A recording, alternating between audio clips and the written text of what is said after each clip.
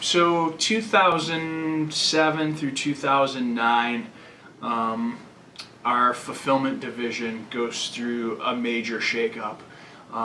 We had one of our major customers go and insource some business, which resulted in us losing about $9 million in top line revenue.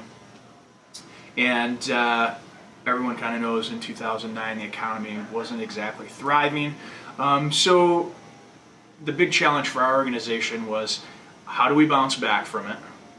And how do we diversify ourselves going into the future, so if one customer or one certain market segment of our business does struggle or have a change of events in it, it leaves as minimal of an impact as possible throughout the organization.